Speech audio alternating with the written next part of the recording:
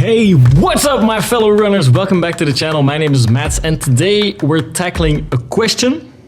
How long should your long run be? It's a crucial part of every training program and today we're diving into the specifics on how to get the ultimate long run length.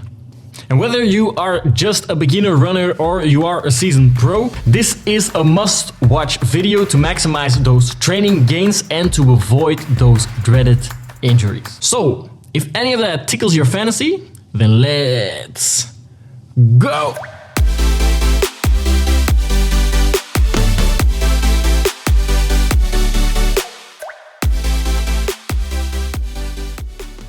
If you want to know how to do a long run, or how long the long run should be, then there are a few ways to measure. The first one is it should be 1 to 1.5 times the usual length you are running. So if you're usually doing 30 minutes on your regular runs, then your long run should be 45 to 60 minutes. And you can apply the same thing for distance. If you're usually doing a 5K on a regular day, then you should bump it up to 7.5K or 10K.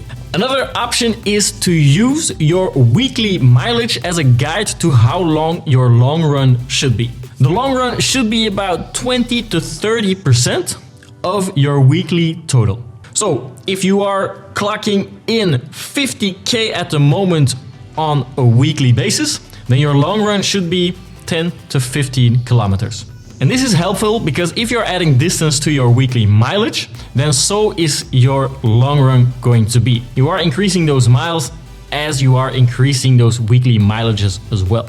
And often a good rule of thumb on how to increase that weekly mileage is to add 10% each week. And if you are just starting out or you just come back from a sedentary phase, then you should more try to add about 5% each week because 10 might be a little much. Of course, your age and race distance also plays a role. The distance you are racing might also play a role, but it shouldn't, so be careful with this one. But if you're eyeing up a half marathon, then a 40-minute long run, if you're close to your race, might just not cut it.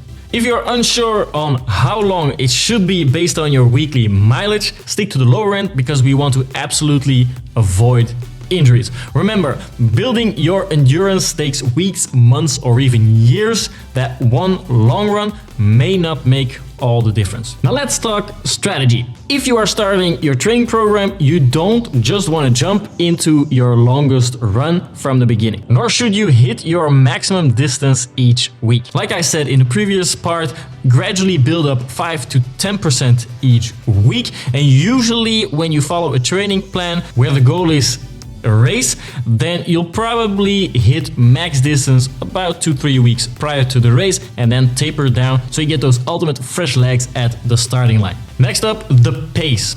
Pacing is absolutely key on your long runs. Now, your long run doesn't necessarily have to be a slow run. It could be a fast run, but if you are just building your mileage, then be very careful with the pace. You don't want to stress your body too much by trying to go too far, too fast. Try to keep your lactate buildup to a minimum. And a good rule of thumb to do this is to run at a conversational pace. If you can still make full sentences while running, you are probably still running below your fat threshold. So here's the bottom line, guys. Consider your experience, current mileage, race distance, all into your long run. And if you are absolutely serious about smashing your goals, consider using a professional coach. Trust me, it is absolutely worth it. This is it for me, guys. Thank you so much for joining in again. As always, remember to hit that like button, subscribe to the channel, and if you want to be notified, ping that notification bell for future videos. I hope you have an amazing long run the next time you go out the door, and I'll see you guys in the next video. Bye!